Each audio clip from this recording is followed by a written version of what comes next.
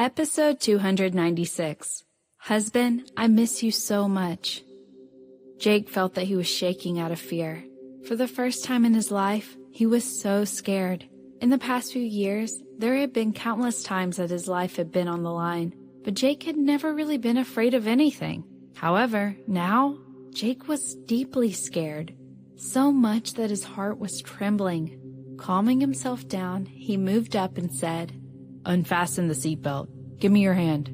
Serena heard this familiar voice and was in happy tears.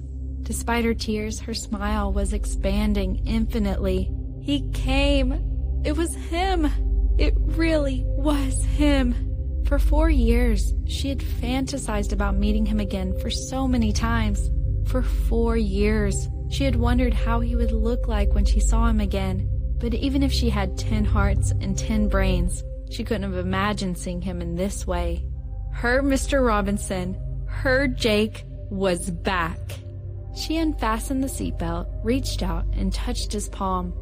The heart that had been hanging for 4 years was suddenly back in place. Her body that was shivering of fear of death and falling suddenly became steady as she touched his palm. She was in a desperate situation, but so what? As long as he came, she could survive. As long as he came, she would not die. That had been the case every time, right? Serena firmly held his hand and tried to stand up. She didn't dare to have too much movement. Be careful. But at this critical moment, she made one step and the feeling of weightlessness attained immediately. Her pupils shrank as she heard loud screams. Henry stood in the crowd, watching the two boys. At this moment, when he saw this scene, his face current paled immediately. He shouted, "Serena!" "Ah!" The crowd was a big mess. The screams were all mixed together and turned into noise that could hardly be neglected. Boom! A heavy seat fell from the plane, making a pit on the cement ground. The dust was flying and people were exclaiming. Under the blazing sun, the man on the branch was holding a woman's hand tightly, gritting his teeth, blue veins popping out of his temple.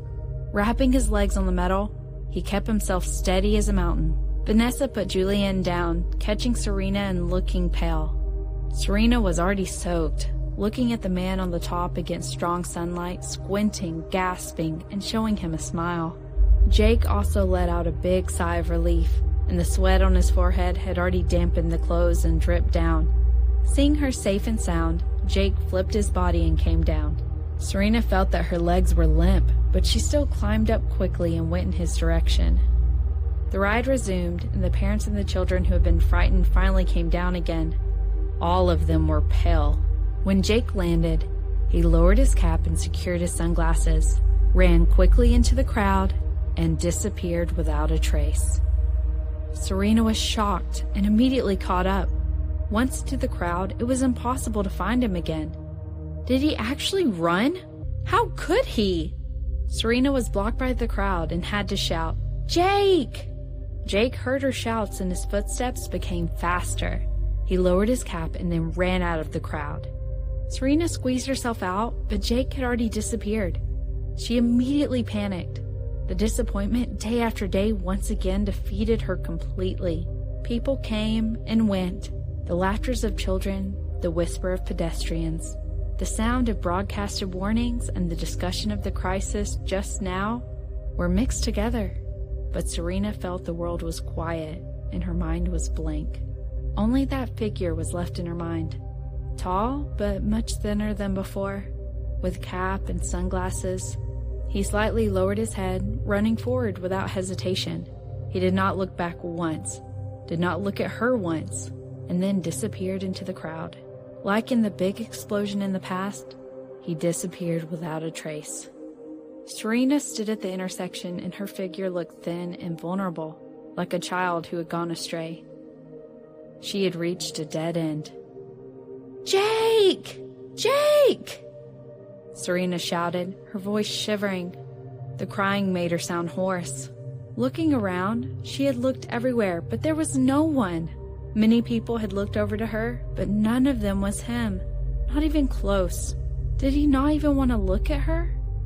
Her heart was hurting so much that she felt that she was almost out of breath every time.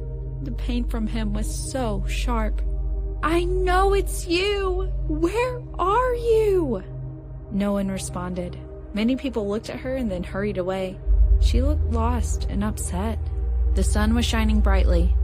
Under the harsh rays of the sun, Serena suddenly dropped to her knees and cried out helplessly. "Why did you have to leave? Husband, I miss you so much. Won't you come back?" Jake's back was against the landscape rockery. The temperature there was warm, but he stayed there and did not move. When he heard her cries, his heart ached fiercely. The dam of tears that he had been holding back for over 4 years threatened to break free. "I'm here. I'm right here." Leaning the back of his head against the boulder, his throat started to hurt. Listening to her cries increased the guilt he was feeling towards the magnitude of his sins. He wanted to hug her, to hold her tightly in his arms like before. He wanted to wipe her tears and remove all her sorrow. He wanted to dress her in the mornings and shower with her. He wanted to remind her to wear the shoes to keep warm, just like he did before, just like he had 4 years ago. But that was all still impossible right now. He couldn't go back yet. He couldn't reveal himself yet. He needed another 2 months. Another 2 months at most. He would return to her side openly and honorably, and he would remain with her and their children, together forever.